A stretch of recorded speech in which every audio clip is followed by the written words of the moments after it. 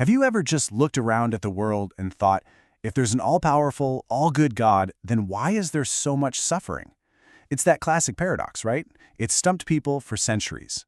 Well, today, we're going to dive into a pretty radical answer, one that was laid out all the way back in 1885 in a text by Arthur P. Adams.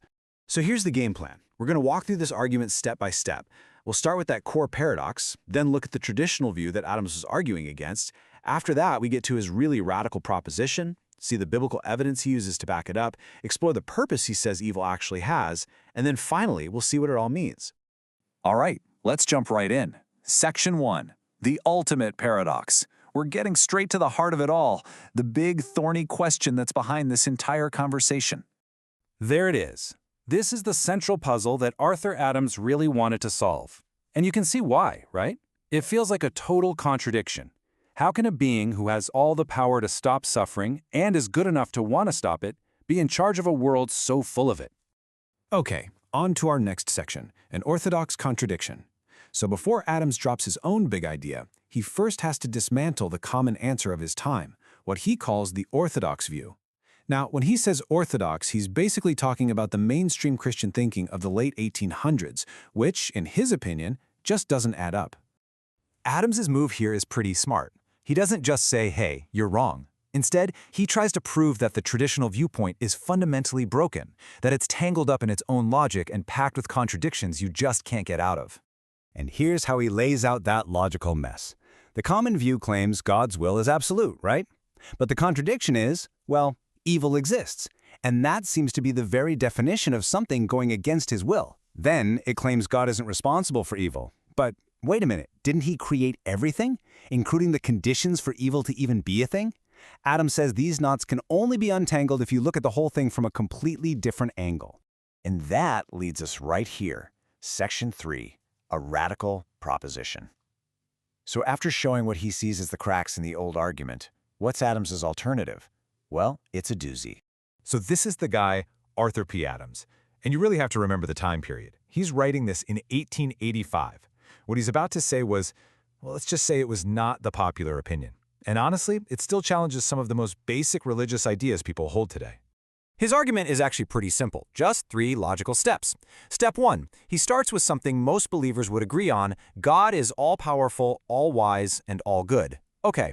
Step 2, well, if that's true, then nothing, absolutely nothing, can exist that he doesn't, on some level, allow or will to exist. Which forces you into the final, unavoidable step 3, therefore, God has to be responsible for everything that exists. And yeah, that includes evil. Whoa, that is a heavy conclusion, which brings us to the next very obvious question this whole idea raises. Section 4, God creates evil? Adams knows an idea this big can't just be based on logic alone. It has to have some scriptural muscle behind it. So, does the Bible actually back him up on this? That's the million-dollar question, isn't it? According to Adams, the answer is a clear and resounding yes. And he argues it's not even hidden. It's stated right out in the open. And this verse, right here, from Isaiah 45, this is the cornerstone of his entire argument.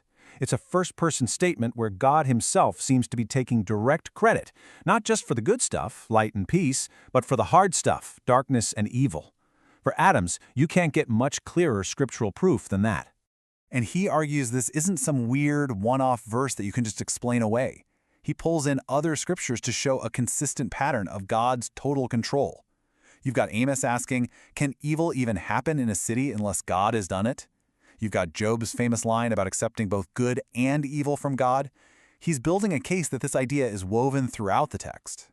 Okay, so if we follow the logic this far, if we accept for a moment that God is responsible for evil, we slam into the biggest question of all. Section 5, the purpose of evil.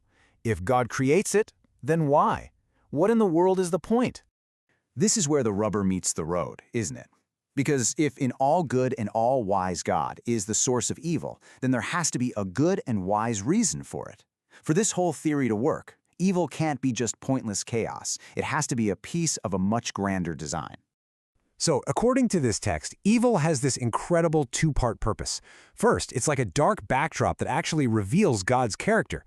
I mean, think about it. How can you really show mercy if no one is suffering? How do you demonstrate forgiveness if no one has done anything wrong? Second, evil is a training ground for us. It creates the situations where we get to develop those same godlike qualities, to learn patience, to choose compassion, to practice forgiveness when it's hard. And this verse from 1 John is held up as the ultimate example of that first point. The sending of the Son is seen as this incredible act of God's love. But that act only makes sense in a world that needs saving, right? The logic here is that without the problem of sin and evil, this amazing demonstration of love just couldn't have happened in the same way. So let's pull all these threads together now in our final section, a faithful creator. If we actually accept this idea that evil is a deliberate tool in God's cosmic toolbox, how does that change the way we see everything?